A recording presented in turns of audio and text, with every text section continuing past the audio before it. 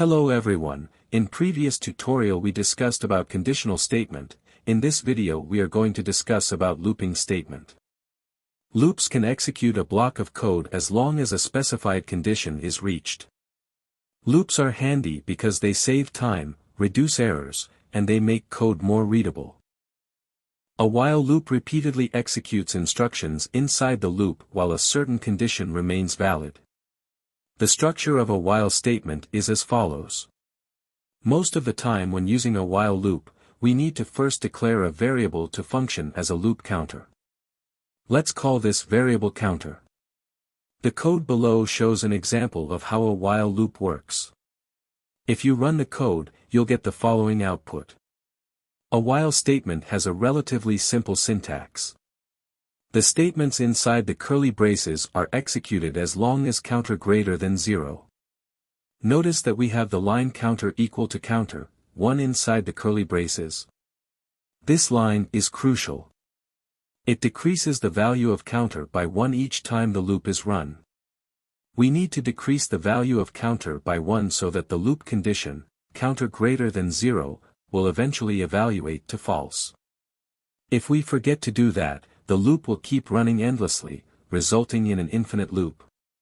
The program will keep printing counter equals 5 until you somehow kill the program.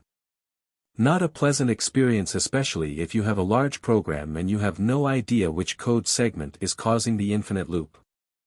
The do-while loop is similar to the while loop, with one main difference is the code within the curly braces of a do-while loop is executed at least once. Here's an example of how a do-while loop works. As the test condition while counter is lesser than 0 is placed after the closing curly brace, it is tested after the code inside the curly braces is executed at least once. If you run the code above, you will get counter equals 100. After the right line statement is executed for the first time, counter is increment by 1. The value of counter is now 101. When the program reaches the test condition, the test fails as counter is not smaller than 0. The program will then exit the loop. Even though the original value of counter does not meet the test condition, counter is lesser than 0, the code inside the curly braces is still executed once. Note that for a do-while statement, a semicolon, winky face is required after the test condition. The for loop executes a block of code repeatedly until the test condition is no longer valid. The syntax for a for loop is as follows. To understand how the for loop works, let's consider the example below. The main focus of the for loop is line 1. There are 3 parts to it, each separated by a semicolon.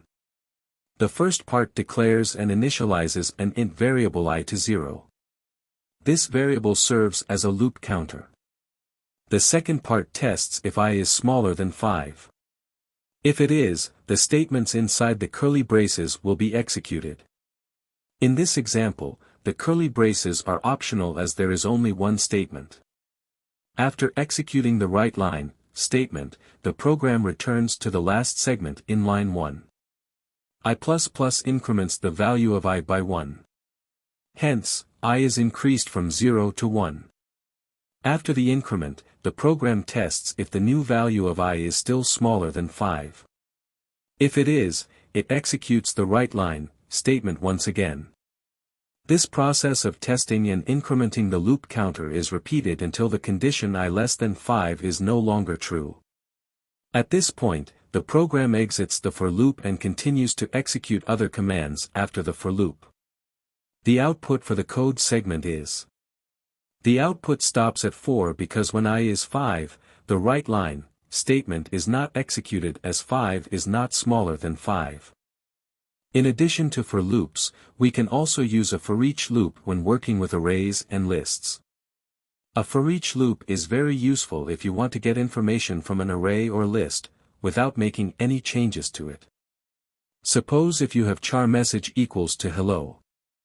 You can use the following code to display the elements of the array. In the code above, we have a char variable I that is used for looping. Each time the loop runs, an element in the message array is assigned to the variable I. For instance, the first time the loop runs, the character h is assigned to I. The line console, write, I, then prints out the letter h. The second time the loop runs, the character e is assigned to I. The line console, write, I, prints out the letter e. This continues until all the elements in the array have been printed. Don't worry if you don't understand the example above. You will learn more about arrays in upcoming tutorial. We will discuss more concepts in upcoming video. If you have any doubts or suggestion, please let us in comments, and thanks for watching.